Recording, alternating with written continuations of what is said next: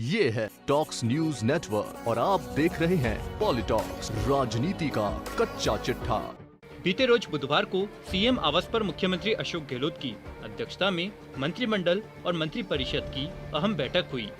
बैठक में शारीरिक शिक्षा अध्यापक पद के लिए योग्यता निर्धारण में certificate course in eligible education के साथ diploma in physical education A bachelor of physical education को रखे जाने, एनालिस्ट कम प्रोफेसर के 80% पदों को पदोन्नति से भरे जाने, HCM रिपा में पदोन्नति के अवसर बढ़ाने, प्रदेश में नवीन न्यायालय और पदों की सूची को अद्यतन करने सहित कई अन्य महत्वपूर्ण निर्णय लिए गए हैं। गहलोत कैबिनेट की बैठक में शारीरिक शिक्षा अध्यापक भर्ती में certified course in physical education, diploma in physical education और बैचलर ऑफ फिजिकल एजुकेशन तीनों तरह की योग्यता रखने वाले कैंडिडेट्स को शामिल करने का फैसला किया गया है। इसके लिए कैबिनेट ने राजस्थान एजुकेशनल सर्विस रूल्स 2021 में संशोधन की मंजूरी दे दी है। आपको बता दें, प्रदेश में फिलहाल CPED को इस भर्ती में शामिल नहीं किया जाता। CPED की जगह पर 12वीं क्लास के बाद DPED कोर्स चलाया जाता है। PTI की पोस्ट पे मैट्रिक लेवल 10 की है। यह 100% सीधी भर्ती से ही भरी जाएगी। इसके साथ ही गहलोत कैबिनेट ने एनालिस्ट कम प्रोफेसर की 80% पोस्ट प्रमोशन से भरने का फैसला लिया है।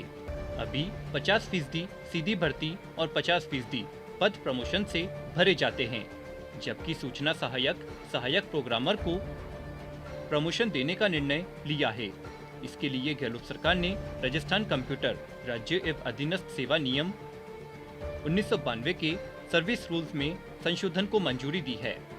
गहलोत कैबिनेट की बैठक में हरिश्चंद्र माथुर राजस्थान लोक प्रशासन संस्थान में 2 सीनियर प्रोफेसर के पद सृजित करने का निर्णय लिया गया है। इससे संस्थान में पदोन्नति के अवसर उपलब्ध होंगे। संस्थान का प्रशिक्षण कार्य सुचारू रूप एवं तत्परता से संपादित हो सकेगा।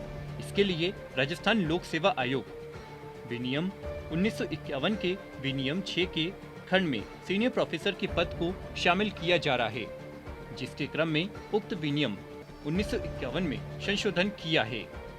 बता दें कि HCM रिपा में प्रोफेसर, एसोसिएट प्रोफेसर और असिस्टेंट प्रोफेसर के पदों की सीधी भर्ती RPSC की ओर से की जाती है और पदोन्नति के लिए विनियम में कोई प्रावधान नहीं है। वहीं राज्य मंत्री परिषद की बैठक में जिला कलेक्टर को चारा पानी के बंदोबस्त के निर्देश देने का फैसला लिया गया है कि जो जिले अकाल प्रभावित नहीं हैं, लेकिन जहां चारे के भाव बढ़ गए हैं, वहां चारा डिपो खोलने के लिए कलेक्टर ऑथराइज्ड होंगे।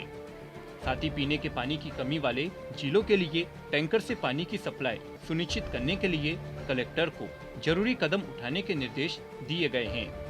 इसके साथ ही मंत्री परिषद में बिजली की उपलब्धता में कमी और देश में कोयला संकट के बावजूद केंद्र सरकार की ओर से राज्यों को इम्पोर्टेड कोयला की मात्रा 10% तक बढ़ाकर खरीदने की अनिवार्यता से प्रदेश पर पड़ने वाले वित्तीय भार पर चर्चा की गई है।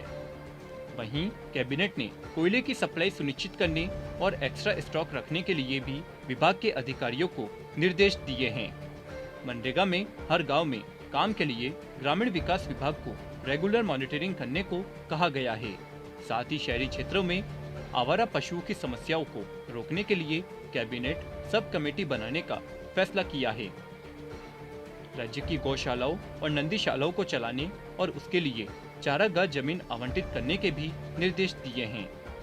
वहीं इंदिरा गांधी शहरी रोजगार गारंटी योजना में आवारा पशुओं और गौवंश के रख रखाव संबंधित कामों को शामिल करने के भी निर्णय लिए गए हैं।